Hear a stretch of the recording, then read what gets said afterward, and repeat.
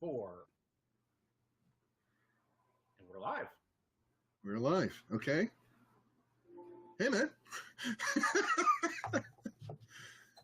It seems to be holding up stream-wise, so, but I'm worried that we're a little out of sync. So, can you say anything, or? Hello. Good morning. Hello, everyone. Oh, it's okay. All right. We don't have anyone watching, but this will be good for recording later. So, well, the good thing about it is that we have a little bit of fat up front, so if people don't join us immediately, so anyway, we got three people watching. Hey, hi, 3 people. Hey, hello. Who are you? Oh, this is cool.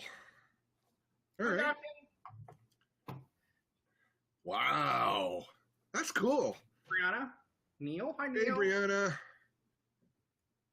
This is really neat. Okay, cool. So we are using Be Live this time for the Charlene Harris Developers Podcast, or the One More Story Games Podcast. And wow, that's cool. And who is this guy I'm talking to? This guy or that guy? I'm over there, over here, somewhere. Neil is okay. Cool. So I am Blair Leggett. There's also a chat there somewhere, and this is Neil Hallford, my good friend and designer extraordinaire, who we'll get into as we talk through the podcast. But we got 4 people watching us now. Yay! Hey, people! It's great to be here. So quickly, let's just run through. Are you okay, boys? Okay, I think so. We're trying. If maybe we're lagged out, if someone can tell us, maybe if we're not communicating or we're Neil joining us from. Neil's volume is low. Okay, is it any better now? I'll just speak louder. All right. Can you hear me now? Put on your Gandalf voice, Neil. Come on. All right. La. None shall pass. Okay. Frodo Baggins, Bilbo Baggins, do not take me for a conjurer of cheap. Oh, sorry, I messed up the line. All right, okay. Let's focus on the writer we're supposed to be talking about. Is Charlene Harris. So this is our 5th podcast. And just a quick word and updates. I mean, we've been working away, doing a lot of story stuff and synthesizing stuff. Neil will sort of get into some of that as we go through. But the other thing to say is that we are now on iTunes and we are on the Google Music Store. So now if you want to listen to our podcast, you masochist, you can hear along at home as we're sort of talking about developing these ideas, and you can sort of share along. We hope to add notes to these podcasts, and but yeah, there we go. So that's just sort of giving you an update, and we'll have more to talk about next week. Jean is not around. I was supposed to have a cutout of Jean, so she's off in the Maritimes giving a keynote address at a games conference, as you do, and so it's just Neil and myself here today, Blair Leggett and Neil Halford. So there we go. So jokes this week, so I don't know. But this is good because it lets us talk about game designing, and Jean will be back next week. We'll talk about sort of where we go from here, depending on sort of how far we get through today. So this is really cool that we do have chats though appearing up on the screen, and we can both read them. So that's kind of cool. So Neil, who are you, man? Who am I? I'm still trying to figure that out myself. But oh, don't get all existential on me. Come on. Wow. All right. But anyway, so hi, I'm Neil Hallford. I'm a game designer. I'm a writer. I've been in the computer gaming industry since the dinosaurs died. But no, this is my 27th year in the game industry. That is awesome, man. And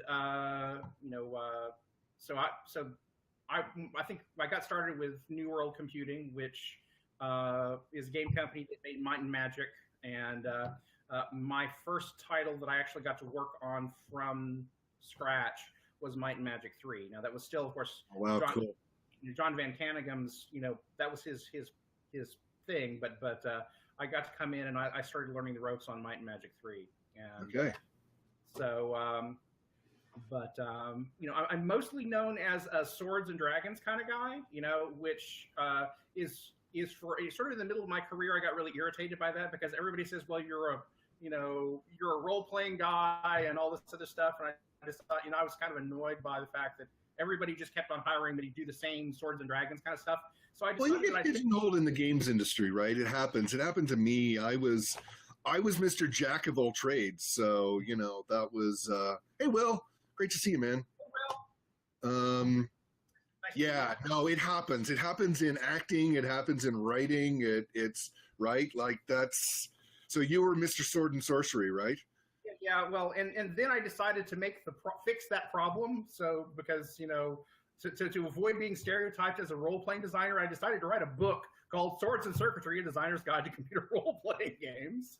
But it's mostly about RPGs, no? Mostly about RPGs. Anyway, so anyway, but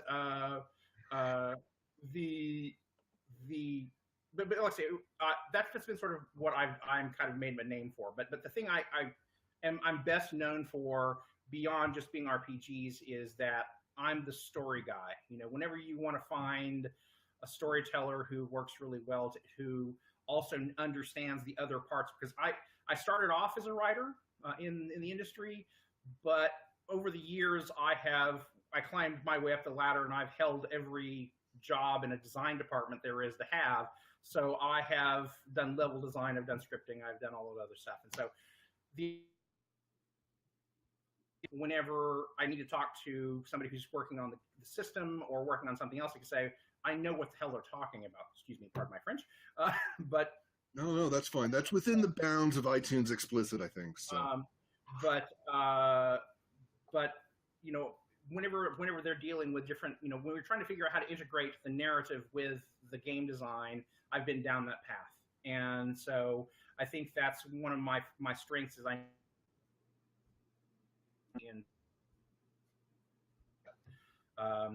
but I always tell people is that no matter what I do, because I started off this way, is I'm a writer probably first, and then everything thereafter. And storyteller. I think you're a storyteller. I think that's the.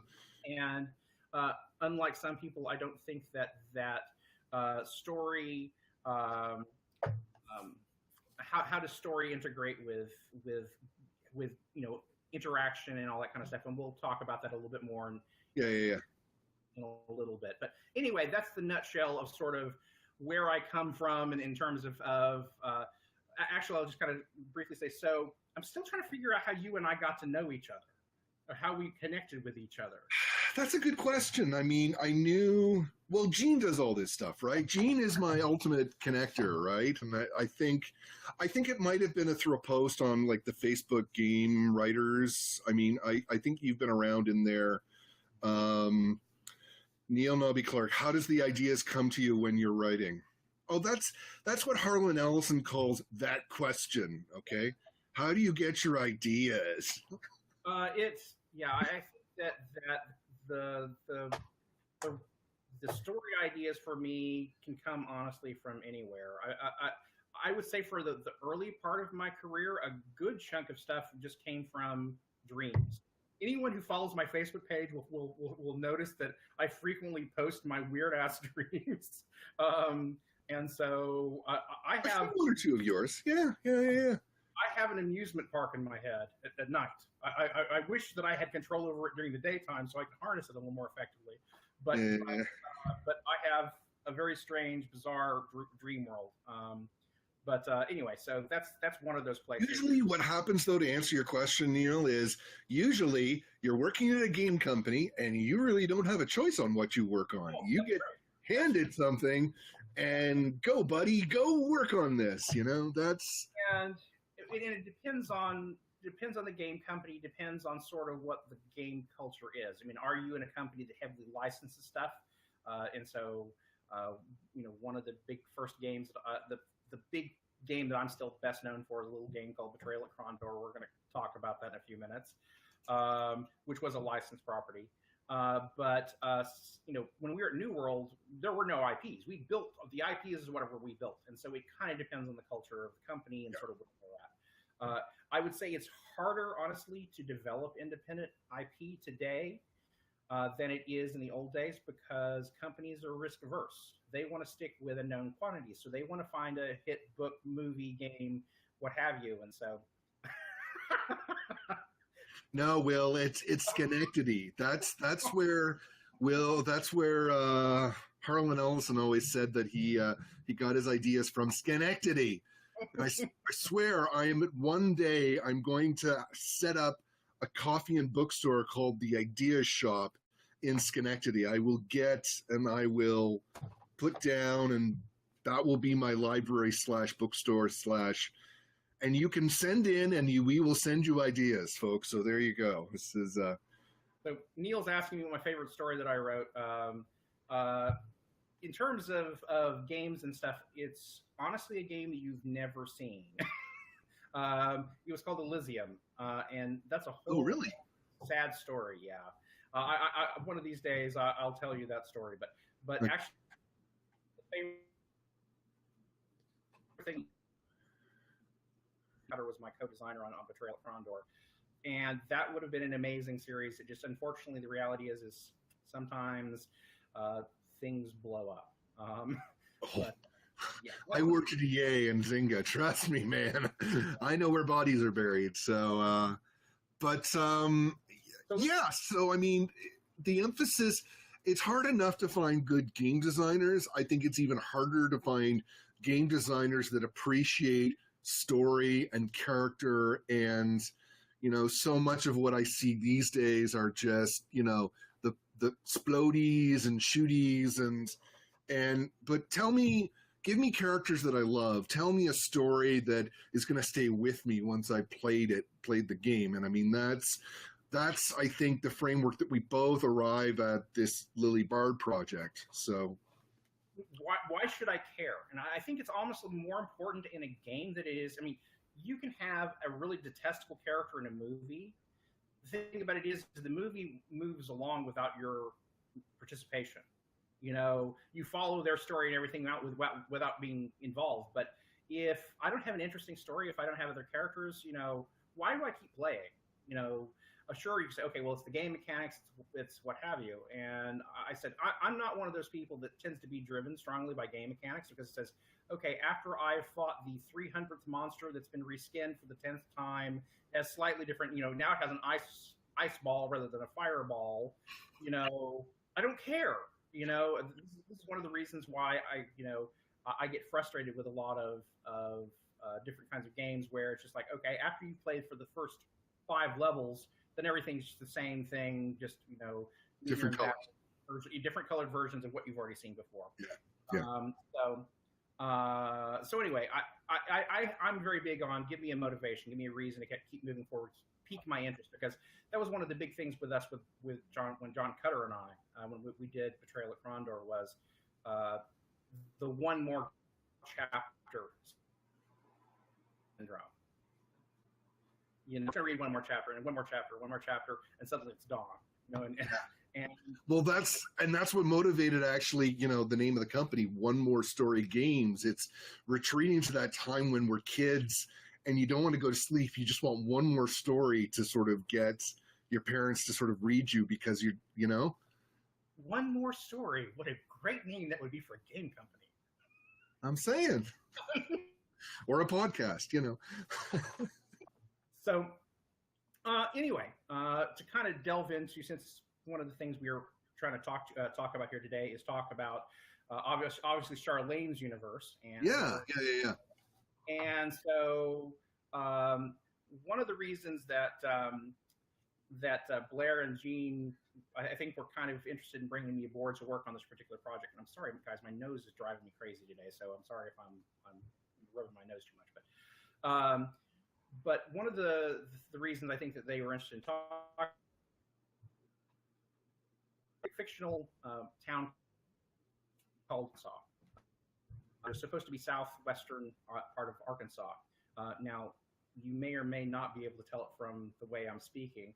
Though if I go back home, it'll sound a little bit more like what you might be expecting. But I'm originally from a little town, well, not so little town called Tulsa, Oklahoma. Hey. But my father's people came from a little town called Stillwell, Oklahoma, which was about 6 miles from the Arkansas border. Okay. And Wow. so I spent a good chunk of my childhood, because almost every other weekend we would go to Stillwell. And so I spent a lot of time stomping around down in that part of the country, and Stillwell's a little further north than where this town is supposed to be, where Shakespeare is supposed to be. But still, I have a pretty good handle on those people, because you take Stillwell folks and Arkansas folks or whatever, they're all pretty much the same people. And they just sit down. Would they agree? Would do you think they would?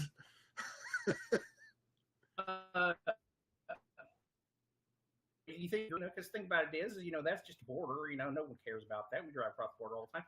And my favorite place to eat in the whole entire world is a steakhouse, and it's called Tawny Town. Now, this is a tiny little town. We're not talking about. It's basically what back home we refer to as a wide place in the road. Can we use that? But Tawny Town has this little tiny steakhouse called the Venetian Inn, and it's a web link, Neil. People come from all the surrounding towns to come eat at this tiny little restaurant. It seats maybe, I don't know, 50 people, maybe for the whole restaurant or whatever. But for the longest time, the floor wasn't even. You would go in, if you dropped a quarter, it would roll all the way across the restaurant because the floor was canted and it had a tile floor. Now, the last time I was there, they'd actually fixed things up, and it's a bit best. And so I drive, whenever I go back home to Tulsa, one of the things I usually do is I hop in a car and I will drive from Tulsa, Oklahoma to Tawny Town, Arkansas. And everybody thinks I'm insane. I said, no, you have to go with me. And so they have the number 7 that it now says on the menu steak for 2. Now, it never said that when I was younger. It's a 32-ounce piece of meat with these wonderful rolls and all this other stuff. So, but also too, I've got family in Siloam and in Rogers and all this other kind of stuff. And so I spent a lot of time stomping that ground. And the thing about it is like your teens, would you say, or like how old were you when you were? Well, again,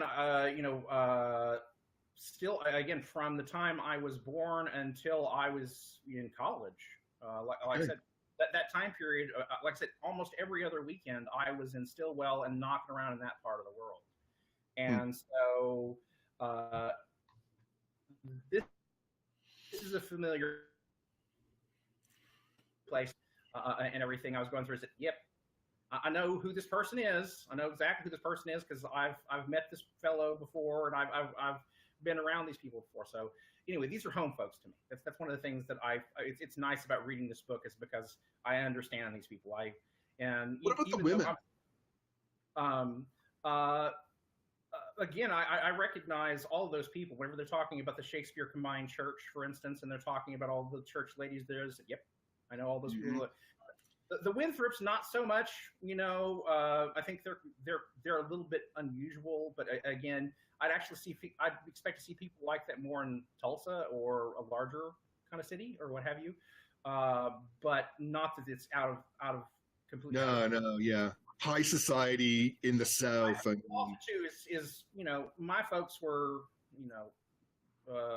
we were never rich folks, but we had all kind. Now my uncle JL was the knew everybody, and everybody dropped by his house. And the one thing I like to tell people all the time is say Wilma Mankiller, who of course was the head of the Cherokee Nation for a number of years, used to come and have coffee at his house all the time. And so every once in a while I'd see Wilma Mankiller sitting there, and so, oh yeah, here's the head of the Cherokee Nation just parked on his couch. Uh, All and so, but anyway, small town is a small town. So Will saying sounds a lot like the little town I lived in called Humble, Texas. My dad was the game warden there. Yeah, I mean, okay. Little small towns in the South, there's quite a bit of sameness to them, but particularly right there around the Oklahoma, Arkansas, Texarkana area, that's all kind of one thing. And so, but anyway, wonderful people. And like I said, one of the reasons why I really connected whenever you guys said, hey, we'd like to have you come and work on this story is that I really felt like I understood, understood these people. One of the things I think we wanted to kind of talk about today and address is becoming Shakespeare's champions. Is sort of so a little bit of pun for those of you who know the second book here, Shakespeare's Champion. Shakespeare's Champion. Yeah.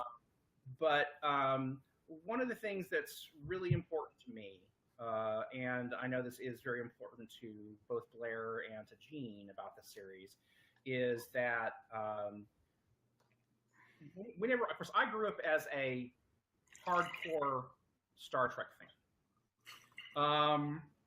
I know that might be kind of weird. Here's this guy who makes. Why is that weird?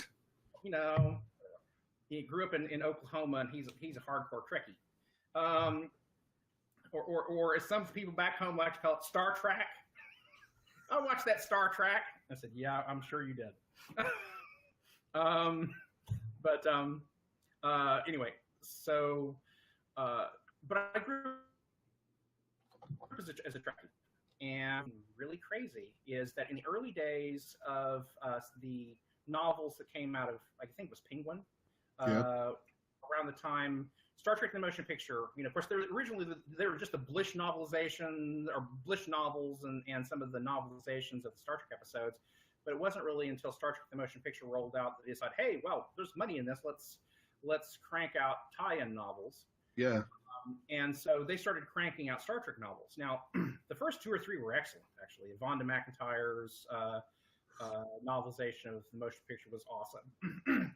But as they rolled along for a little while, it became really clear that somebody was not being a gatekeeper for Star Trek. Because I picked up a book, and I can't remember what the name of it now, but I'm flipping through it, and they refer to Kirk and Spock pulling out their ray guns. And of course, we phasers to stun. Phaser. It's a phaser. There's a specific name for it, and there were a whole other list of books that had nothing at all to do with the Star. Raged me beyond belief because it says, "Have you ever even seen? Has this author ever even seen an episode of Star Trek?" And so that stuck with me. And so later on, over the years, whenever I got handed Raymond E. Feist's Leukemia novels, now before I got hired at Dynamics, I'll be honest, I had never actually read any of Ray's books. I wasn't familiar with the series. I'd heard of his name. I think I'd seen his books in bookstores, but beyond that, I had no familiarity whatsoever with his universe or his characters. But whenever they said, okay, we need you to adapt these novels and go through them and for this particular game, I approach it as, okay, I'm going to make this game for the fans of the series because I don't want to have someone who's playing our game have the same response that I'd had whenever I read that awful Star Trek novel. Say, this is not the world that I recognize. These are not characters that I recognize. And I said, it's my job to be the gatekeeper and said, this is a world you recognize. These are characters you're going to, these characters should sound the way they should sound in the books. And I made it my job to become Raymond E. Feist's shadow. And so, well, promoter in a lot of sense, right? You're promoting the stories. You are. Well, and also too, there's the larger issue is if you get a license for a book or a movie or what have you, what is the point in acquiring that license if you're not going to actually have represent that license as accurately as you possibly can? Now, obviously, there are going to be points of departure where you say, because of technical reason, here's something else where, okay, the town can't be as big as it is because it would be, it would take us 10 years to develop the entire town and all the details. So you have to figure about what you have to cull and what you adapt and what you leave in there. But those are kind of secondary issues. The main thing you say is that this must be recognizable as whatever this property is. It's got to feel like the author's world, right? Exactly. And that's one of the things that I want.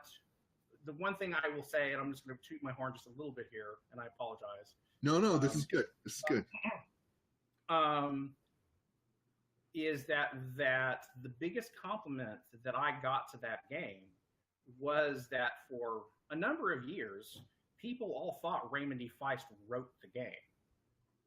And the reality situation is that whenever I approached that story, I noticed that there was a 20-year gap between the end of A Darkness at Sethanon and Princes of the Blood. And I said, let's set a brand new story in the middle, right smack dab, 10 years in the middle of that gap. And so players, first of all, have no idea what to expect. They know certain characters are going to survive or and so there are several characters that are not in the books prior to that, and so I've introduced new characters, so we don't know whether they're going to live or to die. Spoiler: Gorath dies. Okay. I got hate letters for that. And by the way, I have a young lady named Katerina who is originally from Russia, but she lives in Georgia these days. And she wrote me a rather heart-rending story whenever she became a teenager about how the fact that whenever she was playing the game with her father, she cried for days afterwards that I killed Gorath. Not that we try to make people cry, but that is the sign of a good story, right? Where you care about these dramatic instances, and that losing a character is like losing a good friend. Yeah, well, I mean, there's investment, and so people are chatting over here about Star Trek or what have you. Hey, look, I'd love to talk Star Trek. This is not the Star Trek podcast. Well, I will use that. They were asking if I was doing conventions. Neil, I do conventions. Actually, every year I do a Comic-Con because that's here in my town here, and so I've got 2 panels coming up this year. One of which is writing for the computer gaming industry, and both Blair and Gene were on our panel last year at Comic-Con. It was a blast having them there to kind of talk about story styles. That was really wild. Glad to have them. And then we've also got Heroes at the Mic, which is a panel where I'm getting together a bunch of podcasters who handle geeky subjects. And it's also an opportunity for me to kind of plug my upcoming radio drama series, and we'll talk about that later. But anyway, the point of all this being is that my big goal whenever they brought me aboard was to say, here's the world of Shakespeare. Let's render this in as exacting a detail as possible, and also paying attention to the way the characters speak, so that whenever they speak in the game, they take a way that's familiar and that you understand. Yeah. So, of course, one of the big issues that we kind of come up to, is that how are we going to be to what the original game, what the original story was, and what we do with player narrative? Because it's still a game. So it is still a game, and so our point here is not to have you just thumb through digital pages of text. They will be there. I mean, that's one of the things about the format of all the games that One More Story Games does is they're not afraid to put text on the screen. Ooh, reading's terrible. No. Well, you do it in a way that honors the voice of the author, right? And that also brings that world to life, and also emphasizes the characters within that world, the setting of that world. I'm very happy of where we've got the engine now. There's so much more I want to do, but in particular, when you have a mystery story and you've got, I guess in Shakespeare's Landlord, I counted about 50, 55 characters. That's just people that are referred to. Now, Neil, you've gone through the books. Where are we at now? What's the final count of characters now for? Well, the right now, I have a list of 226, I think, characters, and that's not even including all the characters that show up in Shakespeare's Christmas, because Shakespeare's Christmas actually takes place in a different town, and I'm going to add those things into the database because they're important for Lily's backstory and that sort of thing. And who's to say you can't call home in the middle of Shakespeare's Landlord? Right. And so, but the important fact, and the thing about for me is that I went through the books, and if you got a name, if you got mentioned, if you do whatever, I created an entry for them in our database. We have a huge honking database now of locations and characters and everything. And so that was because there's going to be some point where we go, oh, okay, Lily's making this decision. We're going to have her kind of go off the track. So this doesn't happen in the novel. Well, she needs to go find a psychologist, or she needs to go find a police officer who's not Cloud Friedrich, or one of these people. Who is she going to go talk to? And the beautiful thing about it is now we say, well, look in the database. I've got, okay, there's 12 police officers. Who's the most likely to have been there and to be someone to go talk to? And so because we have this huge database. And the one thing I will say about Charlene, she does not skimp on people or locations. No, and I mean it's very much, you get a feeling as you read the books that how the texture of that town and how the Shakespeareans are like they're like their little buzzing hive of stuff that's going on, right? And that's what I really want to try to capture, is that if you talk to one character and you give in exchanging information, that you provide information, then that should have ripple effects throughout the whole town as the gossips start going, and you've got to know the people to be able to understand those social dynamics, right? So you need to understand that and be able to break it all down. Well, and that's one of the things too. So for what is the first book, Shakespeare's Landlord? That's sort of the construct, the structure of the first game.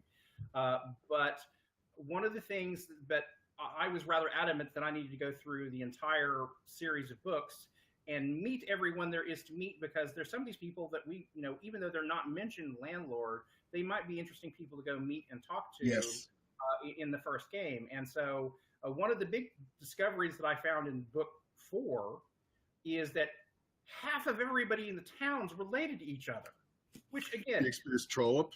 Yeah, and Shakespeare's Trollop. It will open up to the first couple of pages. There's a I'm about a quarter of the way through Trollop right now. So yeah. But you've read them all though now, right? Well, I've read all of them. I've read all of them. Like I said, with Christmas, because I knew it was set outside and I was done whatever. I'm about a quarter of the way through Christmas. And so again, I've been kind of going through and adding, a database.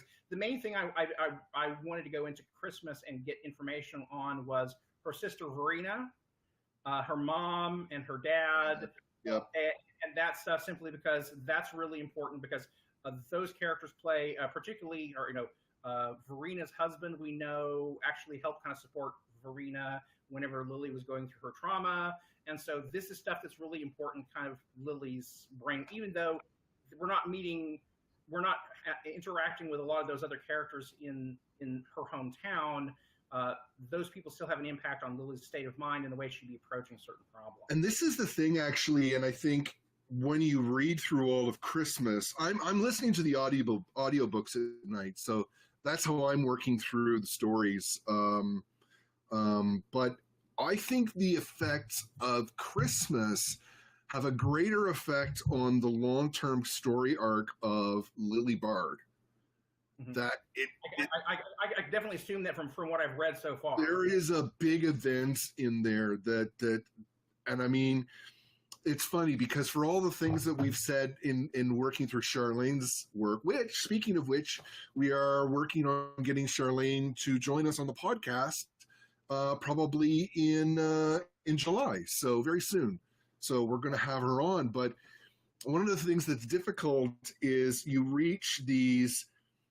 I was reading Landlord and I hit chapter 5. Uh-huh. Okay, and I had to put. Yes. Right, yeah. And I had to put down the book and I turn over to Gene and I say, what are we going to do about this? Right. Well, we have talked about it and we have answers, but for most people, that would not be an easy thing to adapt for a game, for anything, right? And I mean, and we'll get to the sort of some of the others. I mean, in Shakespeare's Champion, the last scene of that story is pretty intense.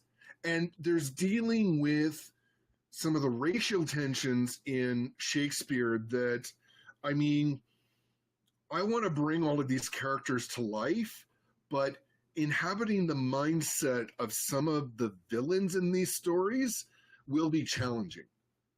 It's pretty brutal stuff that goes on, but I think that makes for great drama. That makes for a great narrative story because ordinary people have to then rise up against that drama or that kind of that nastiness. Are you going to be the person that stands idly by, or are you actually going to take a stand? And that makes for an interesting game too. Well, it's the old thing, and you hear writers talk about this all the time, is the fact your story is only as good as your villain.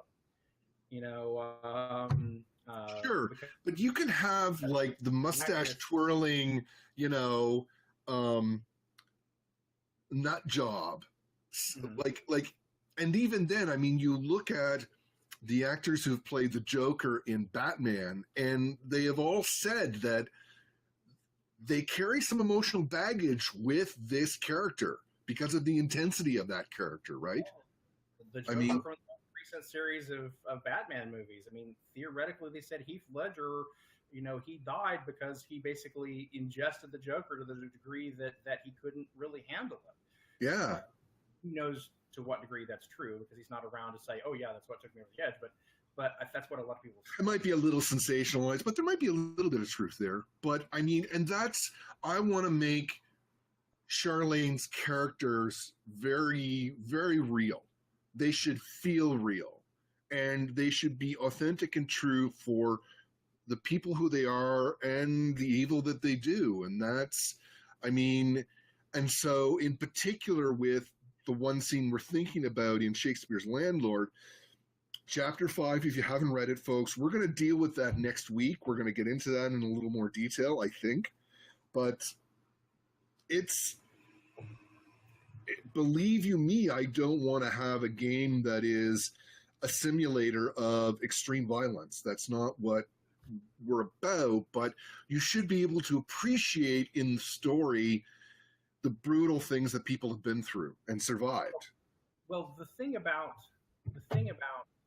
that chapter that's important is the fact that, and it's one of those things that we have to kind of wrestle with, it is that it is a chapter which fundamentally changes Lily Bard from a fairly cheerful, happy, you know, God worship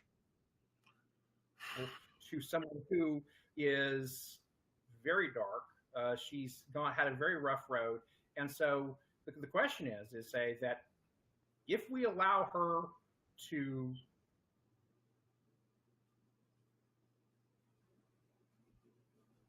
happens, and if so, how does that impact the rest of the book? Because so much of Shakespeare's Landlord requires her to be that darker character. And so if we allow her to change, is there an entirely different narrative that sits there because a different Lily experiences it? Because it is that particular scene, that particular chapter is foundational to her character. And so the big question we get to and we have to wrestle with as we go along with the development is, there are various scenes throughout the books. I mean, 5 and number 1 is probably the most important in that regard. But there are some other things too along the way that if we allow them to go a slightly different way, it has a big impact not only just on sort of the plot point kind of stuff, but also who characters are and why they do things. Well, and Lily does have a definite arc within the stories. She does evolve as a character, and I think that's great to see that. And I think it should be great for the players to participate in that arc if we do this right. Right. Well, and the thing is that's the point. It is a game. It is not a book. And so we want to give them points of departure or what have you. But one of the things that's kind of interesting is so we're discussing a scene with 5, which I will just go ahead and spoil a little bit here or whatever. Okay, hang on. We're still, people are still reading, and we've said that next week. Okay, right. Does that ruin your point? I mean, sorry, man. No, it doesn't. But also, can I say one other thing? I would love to have Gene here for that talk. Of course, absolutely. Is that fair? Yeah, absolutely. So, the point is that one of the things that happens with Lily in this book is that about every 5 chapters she gets into a fight. Simulated or real? I mean, Charlene really loves her gym sequences, and so if you're into karate, you will love these books because about every second or third chapter is in the gym working out. But there are some fight sequences, and there are some things that are there are sex scenes and there are. It's in the book.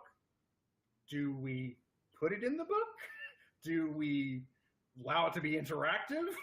I'm just enjoying my hot coffee over here. Don't mind me. And so we're gonna have a fight. So do we have a fight simulator? Do we have a fight system? I mean, whenever we approached this particular thing, particularly this as a game, are we going to have a combat system? And beyond that, is she going to have a sex? Well, as your chief engineer, I can say no. We will get there. There's long been a plan of how we would do that. And again, honoring combat and violence so that it has meaning and it has consequences. It's not just I suppose you could choose to write. I just watched John Wick last night for kicks and giggles. And I mean, if you want senseless action, I mean, by the time you've killed and seen the 50th bad guy blown up and shot, okay. But I mean, we're telling you approach it in a slightly different way of kick his knee, or yeah, exactly, yeah. There's a strategy. I mean, there is also very much, if you've seen any of Robert Downey Jr.'s Sherlock Holmes stories, his movies, there's very much a strategy when he is fighting. And I think if we do Lily right, there's going to be a lot of that strategy that you'll get to participate in that still honors the character, yet simulates the violence that way. But for now, I mean, the big thing is just, and for like the sex scenes, I think, Anthony is our artist is going to look forward to do lots of little cut scene shots and that's, but again, these are going to be the choices. Sorry? You're going to have those L-shaped sheets that you always see in the movies where the sheet, is up to here on the woman and the guy is bared down to the waist. That's right. Yeah. Well, she's got to be comfortable, right? Come on. Right. So, I mean, these are all questions that we're going to answer in different podcasts as we go along. And Anthony, I think we're getting closer to where we can start showing some of the art in the game. I think I'd like to do something very soon with you, Neil, where we have the map of Shakespeare and we talk about how we've pieced all these locations together. And I think that would make for a great podcast. Well, there was some archaeology involved in all of that, because there are some cases in which she would explicitly say, "Here's the house. It's on this street." Blah blah blah. And there's some other cases where, well, in order to extrapolate where the house is, you say, "Okay, this is near this one thing, which is near this other thing, which is near this other thing," and so that this can only be here. And then in the next book, she tells you exactly where it is. Or she changed things on me a couple of times. Really? Okay. The police station moved. Well, actually, changed what it was, because it was in the first or the second book. She describes it in being a renovated pharmacy. Yeah. And it's not a pharmacy, because if you read book 4, it's in a remodeled ranch house. And so, but anyway, or is that the sheriff's office? Of course, this is what happens whenever you have an author writing a series of books over 7 years or what. Well, we should have done the game sooner then. This is. So, I think the first book is in '96, and I think the last one is in 2000. Something that actually made me very curious was where is Lily now? Yeah, that's and what's interesting is because Bobby, or Bobo Winthorpe, is a character in Charlene's recent series of Midnight Texas. And in the broke up there for a second. Okay, in Midnight Texas, Charlene's recent series, Bobo, or Bobby, as we'll call him, is a character, and he actually, in the most recent book, he talks about Lily Bard. He talks about how Lily Bard has been an influence on his life. And so that's very interesting. We'll see if that plays up in the... I think the ultimate compliment to you and myself is that if by the end of this, Charlene wants to go back and write a 6th book. Yeah, well, that's actually kind of my goal. Yeah, well, I mean, I made Ray write another 3 books. Hey. See, that's credit. That's honoring the author and having, I mean, in a kind of sense, and I've talked to this before about Gene, it's kind of like we get to play in this toy box, this imaginings of this great writer, and we really get to play with these characters and kind of play pinball of like what happens if the ball goes this way and bounces off this person, and I enjoy that stuff. I love that stuff. I'll just take. I'm sorry, we've been kind of ignoring the question. No, I'm sorry. We got into it there. Sorry, Neil. That's right. So it says, have you ever visited William Shakespeare's birthplace? Yes, I have. Oh, really? Whenever I was I was 16 years old, my brother had been working construction all summer, and he came home. He says, "I'm going to go to England for the summer. Do you want to go with me?" And I said, no. So we took the most insane trip you could ever imagine. And the thing about it is, I loved it. I enjoyed every moment of it, but it was nothing but a disaster from one end to the other. I would not want to do it the same way again now. Kind of fun, because I think actually my brother's over there right now. He and his wife are. So on the scale, then, would you say like a Mr. Bean holiday versus, National Lampoon's holiday? Where would you say the level of disaster went there? I will tell you one tiny little story here to give you. He said this was typical of the entire trip. So, we'd gone to the local travel agency that was in my hometown. So my home house was in Tulsa, Oklahoma, but I went to schools in Sand Springs, which is immediately next to it. So I mean, they're 5 miles apart. But anyway, we went to the local travel agency, and the travel agency had arranged all the stuff, including our where we were going to stay in Paris. And so because we did England, Ireland, Scotland, and France, 17 days, nonstop. But it was crazy. So anyway, we get to Paris, and so we go out the front gate. Of course, keep in mind too is that I speak 4 or 5 things in French, beyond voulez-vous coucher avec moi, but je suis idiot, okay, all right. So we don't speak French, or other than just a handful of phrases that we knew we were going to need to know. So I go up to a taxi cab driver, and I show him the address of this hotel we're supposed to go to.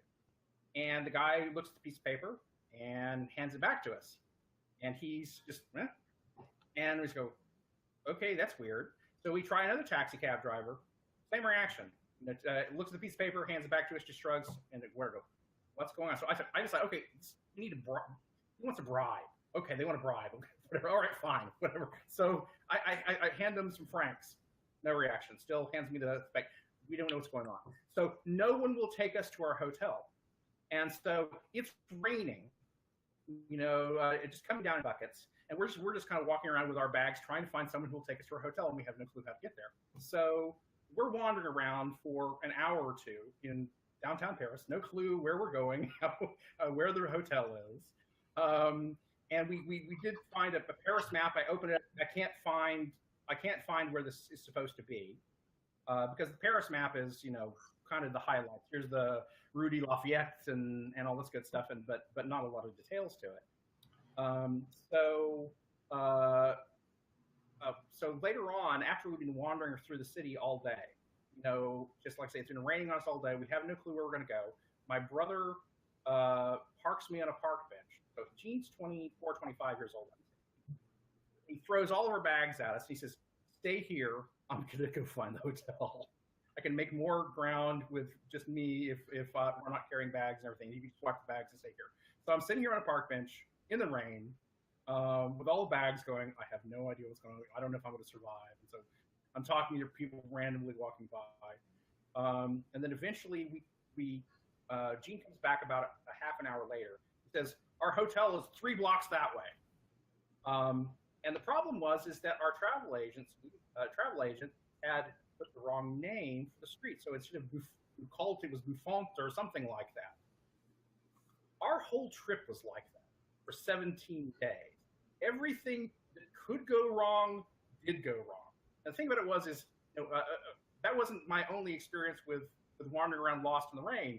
We ended up in Ireland, and the ferry broke down, and I had to sleep on a park bench in the middle of a roundabout in Dunleary, Ireland. So you would say you were Rusty Griswold then? Is that what you're saying? Okay. So it was a crazy trip, but I really intensely loved it. I have always been an Anglophile and a Francophile and Irishophile, whatever you call that. So you have actually been to Shakespeare's birthplace then? During our trek, we definitely stopped at seeing Avon and seeing all of that good stuff, and so saw his birthplace. So to answer that question in a really long rambling way, yes, I did. We should be sort of wrapping up here, I think. Wrap up. Again, we're world building out of Charlene's books, and that's the most important thing for us, is that it's kind of a different process, because ordinarily when you're building a game, you're sitting down, you're making up stuff, and you're building a Bible which has all the characters and places and people, and we don't need that Bible, because we have 5 novels out of which to extract all this information. But one of the big hurdles first was to capture all that information, and so that's actually what I spent the last 2.5 weeks. You sift through it, and for me, I have been focusing more on the first book, just because I wanted to sort of start laying down the tracks. So my approach has been to. Am I cutting out there? You did for a second, but you're back. Okay.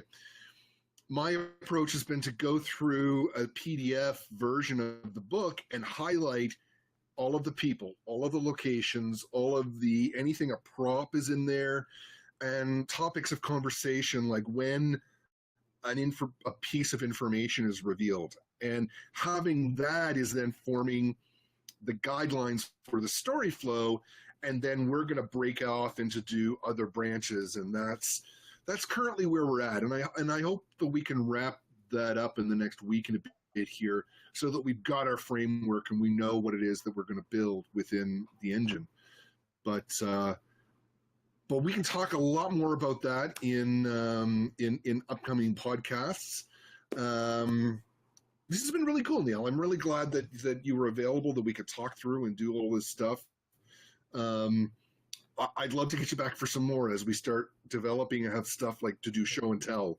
If that's cool, we can sort of, or maybe as you sort of get closer to Comic-Con, you can start talking about some of the events that you're seeing there and, meeting with other authors there. We will do our best to fly you up for the launch party. I can't promise anything yet, but this is the other thing. Hopefully we'll have lots to play of the game in October the 11th in Toronto. Well, you better, because my birthday's on 17th.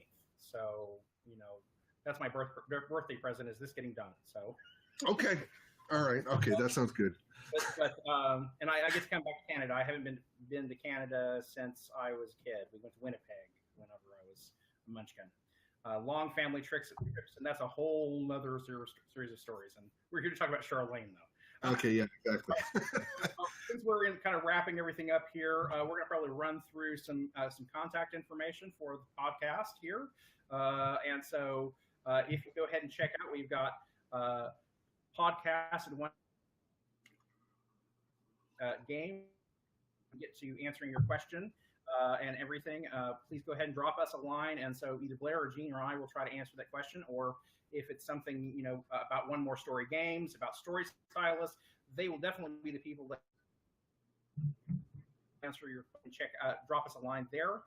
If you want to find out more about Lily Bard or what's going on with the project, go ahead and hit Lily Bard online. I think there are some updates that are coming really soon, so definitely drop by there, guys. And isn't there a subscription link there or something? Yes, there'll be some tips coming up for that as well. So that's Jean's neck of the woods. She's got a whole plan that she's putting together. Definitely want to go and hit the Lily Bard online site to get to the subscription and kind of keep up with the updates. So we're on Twitter at One More Story Games. It's actually the number one. So go there first, and so check out One More Story Games.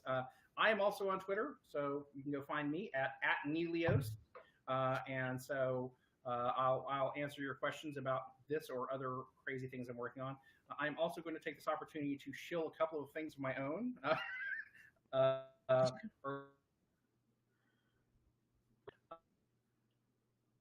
have a drama series, The Twilight Zone. It's basically Twilight Zone on the I have some really cool authors that I'm lining up to work with us, and that's a project that's going to be kind of tooling along. And so go hit our website and find out what's going on with that. And then lastly, I have a horror short on Amazon, which I know Blair and Gene have seen. But that's available on Amazon, and so I won't pull it down, but it's on that shelf over there, yeah. And so actually watch it for free, and if you don't have it, you can rent it or download it there. Our connection and stuff. So thank you, Damian and Neil. It's really great for both of you guys to join. Will, and thanks for everyone who showed up. One question before we go, Neil. Okay. Twilight Zone, the story video game. The story video game? Yeah. I got to play that.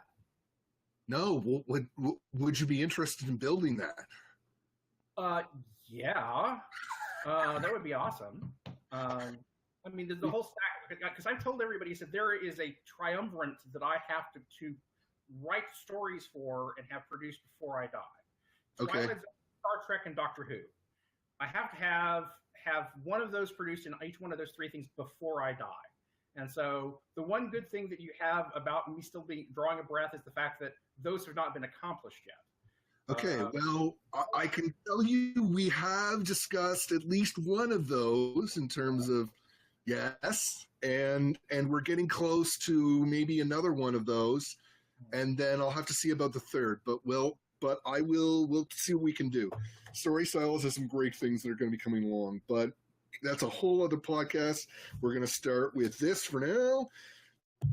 But it's already a great pleasure to work with you, sir. And here's to telling great stories and going from there. And thank you, everyone, for showing up. And at some point in the future, I'll come in and I'll pester these people online again. And oh, no. All right, Neil. Thanks so much. All right. Thanks. And good to see everybody here. Bye-bye. Cheers.